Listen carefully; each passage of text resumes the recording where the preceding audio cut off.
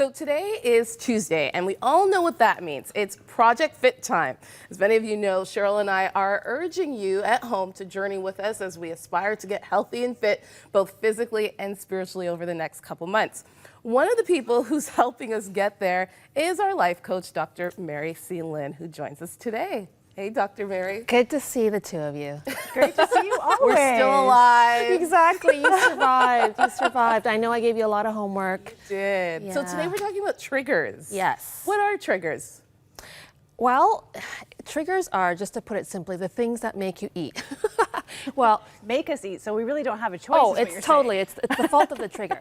It's actually things that, it could be situations, feelings, people even in your life that cause you to want to do certain things. So they can be triggers for anything, but in this case, we're talking about eating that's maybe not healthy for you. So that's kind of what we're going to explore, because really, really key, as I said last time, is to understand why you eat the way you do. You know, I saw this with a couple friend of mine. The guy was always on the wife about her weight. Yeah. And like, why are you eating that? Why are you doing that, right? And so she started like hiding food, and whenever he would do that, she actually wanted to eat more, so she'd be sneaking away to So actually. he's the trigger. He was the trigger. That's what you're saying, right? Yes, Certain it's people. true. It's true. So if you can identify your triggers, it's just being more mindful of them. You're not going to necessarily stop people triggering you, but being aware of the reaction in you can help you stop that behavior that follows. So Cheryl, what's your trigger? What's my trigger? I think stress. Like, honestly, Yeah, I that think is when I'm really huge. stressed, I'm so focused on the goal that I'm not thinking about taking care of myself. I'm just trying to survive. So I Yeah. just get food because I don't have time to think about food. I just need to like work, you know? Yeah. Maggie and I were here recently, really late this Yes. one night. And I think you skipped dinner, didn't you? Yeah, Which is really bad. It is bad. Thanks for calling me out, Cheryl. Gosh. But there goes your earring. Well, this whole show is just falling apart. But, you know, I mean, I didn't expect to be here that late, so that's why. But I guess my trigger is being happy. Like when everything Interesting. is going all Yeah. right and everything It's like is, celebrating. yeah, then I Yeah. feel like, okay, it's okay for me to eat. But when I'm stressed, I don't eat. And so I would like to have that problem. Is that transferable? Is there some way you can give that to me? Because honestly, no, that would be great. So what does this tell us about ourselves? So we know that stress and Exactly. happiness. So knowing that the key triggers are really key. So it's is very important. And it's interesting that you say that happiness is a Yeah. trigger for you. So if you think about triggers as sometimes learned behaviors.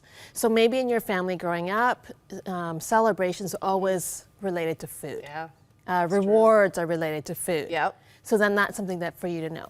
And Saying that about the rewards, yes. Yeah. Because when if I've lost a little weight, I'm like, well, I'm doing a good job, so I can sneak in a little chocolate or, Yeah. And our snack. nutritionist would say you could, because she Yes. says denying yourself is like works on your psychology as well, right? Where you feel Right. like I can't have anything, so now I Right. want everything. Yes. Like giving yourself permission. But I liked what you said is find ways to celebrate or to spoil yourself when you need that are not food. Like actually sit down and make a list of what are the things that would make me feel like I'm spoiling myself that are not food related, like That's right. a hot bath with candles or sitting by a fireplace, half an hour of reading a book, a walk, taking a walk or a bike ride. yeah, you know, things different that won't things. sabotage your goals. I love that. Yeah, and so that's the thing with the triggers. You don't want to say, well, it's a trigger, it's just bad, I should just ignore it. Because often the triggers are telling you something. Some need is not being met or something's going on inside of you. And if you don't pay attention to that, it will come back and bite you every single time. So that's part of the reason is know your triggers, but then begin to shift in how you choose to respond to them. Whether it is, for many people, self-care. So for you, just be able to celebrate with something really positive, but it's not food. And for you to be able to kind of relax and deal with your stress and not let it be about food, right? Now, another thing that's a really, really key I want to focus on is the whole idea of emotional eating. So That's huge for it's women. very, very Is huge. it huge just for women, or do men have this problem too? Good question. I think everyone in general has that problem because we're all kind of raised in a society where it's common, where we just soothe ourselves with food, or we have, a bad day, or we're angry or upset, and we kind of almost punish ourselves sometimes with food, right? So it's important. But many times we're not not even taught an awareness of our own emotional life. So one of the things that we're going to have on the website is the emotion inventory.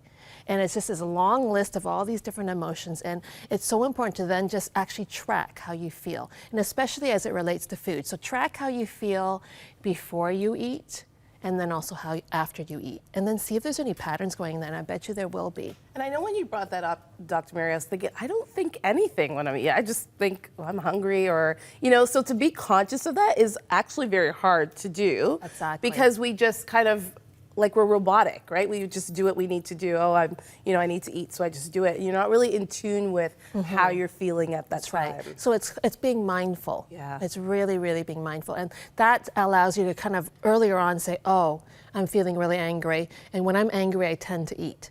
And so what am I going to do to help myself decompress from my anger that doesn't relate to food? I think this is too where you can bring God into the conversation, because Exactly. I find a lot of times I don't know why. I just feel upset, but I don't know why I'm feeling upset, and I'm too busy sometimes to sit down and really figure it out. But I find that when I have that devotional time and I start talking to God, He starts just showing me what's really going on with me. You know what? This is what you're actually upset about, the injustice of this that's going on that you Exactly. saw, and it's bugging Exactly. you. Or, and sometimes I actually need, that God time to actually parse down what's really going on with me. I love that too. And even in the business of your life, if you're just kind of going around and you're sensing there's something stirring up, and you just say, God, what's going on inside of me? And not only are you slowing down to connect with your Father, who is probably the best source, not probably, He is the best source of comfort. Yes. Which can help you kind of, That's exactly but what at it the does same for me. token, He's also telling you, well, there's this issue that's come up, and maybe you need to address it. And then you work it through, And then you work it you have through. that peace again. Exactly. Which is so perfect. And now you say that when we look at food, we should say halt. Yes. Is that literally something you want me to do? Because I think my coworkers are going to think like I'm losing my mind. I would love to be a camera Actually following you verbally around. screaming halt Could you Right, imagine when you Becky want a sits piece of next to me, chocolate. and I'll be like, halt. Okay, you guys totally have to do that. Okay, right? But it's just this funny way. If it can make you laugh, that's great, because even laughter releases some good hormones in your brain, and it can help you to prevent from eating. But HALT stands for hungry, angry, lonely, and tired, right? And you can use any of, if A stands for more anxious, whatever works for you. But it's just a reminder of that when I'm in those times of vulnerability, I'm much more likely to be hungry or reach for food. So, halt. Okay, what's happening? What am I feeling here? What am I feeling? Oh, I'm feeling kind of anxious because I have that big project coming up, and I'm feeling overwhelmed with that. So I need to breathe. I need to pray. I need to lay this before God. I need to let Him know how I'm feeling. And then maybe I need to take some time to plan out what I need to do, as opposed to go and eat. Right? See how easy that, easy but hard. No. I think, like, what are those coping mechanisms? Because I could go, oh, I'm really anxious because I have all this on my plate right now. I'm kind of overwhelmed and I want a chocolate bar. Okay, so now I'm gonna eat the chocolate bar. Yeah. So what's the next step? Like, once you identify like why you're being driven to do the How wrong do you thing. actually, change your attitude. Well, exactly. Well, that's actually next. We're jumping ahead. You're jumping Cheryl. ahead. That's the next time you come That's back. the next time I come back. I don't want to give Okay. away all my secrets right away, else you won't invite me back. Yes, okay. Right? No, and this is a lot of work, like actually taking the time to identify. Yeah, right? I want you guys actually, seriously, to slow down enough to actually do this part right. This is kind of like the key part. Because you're going to find that the next time we talk, the things I'm going to tell you to do, you'll be like, oh, that makes sense. It's very much common sense. I'm not going to tell you any really like secrets that you wouldn't have probably already known or read somewhere. But this is kind of like the key part. If I know why I do what I do, then I can begin to change that, right? It's that lack of awareness that always gets us into trouble time and time again. You So know? it's building that muscle of just being conscious of things and Yeah. keeping that mindful when we're eating. That we make. And just even acknowledging that we are emotional beings, we are. And we are created to be emotional. And just because we can sort of keep it all in, I'm very good at that. I'm able to keep it all in. And you can anger me, and I'm not even aware that I'm angry until afterwards. Like, wait a minute. That's she me. Just said, That she is just so said something me. that angered me. And by that time, who knows what I've done, right? Or how much chocolate you've Or how much eaten. chocolate I've Yes. eaten, right? So that's something that if I can kind of go real time, what is it that's going on, then I can prevent those destructive behaviors. Well, one of the things I really appreciate about you is just how real and practical you are. And it has to be that way because no one's going to, Maggie and I aren't going to totally transform overnight. You're still going to want to celebrate with food. I'm still going to want to eat bad food when I'm stressed, right? Yeah. But it is finding those coping mechanisms. And I like what you said to me recently. Willpower is a finite resource. They actually researched it. Yeah. When you're stressed out and you're using all of your willpower for so many other areas, by the time you get to food, there literally is nothing left. Exactly. I'm not just making that up. You're totally not making it up. And that's what we talked about too, is the importance of recognizing in your box of willpower, if right now my priority is my health and getting that on track, I got to make sure I leave enough of that willpower for that purpose. If I'm expending it all on running around doing all sorts of other things, then I know for sure that when I get home at the end of the day, I will not have the willpower to prevent eating that chocolate cake or that chocolate bar or that thing that helps me to feel good for the moment, right? And then you end up feeling guilty, and then the cycle continues, and you feel like you can't continue, right? And that's key, right? To be able to know that. Well, thank you, Dr. Mary, for this time. We're in it.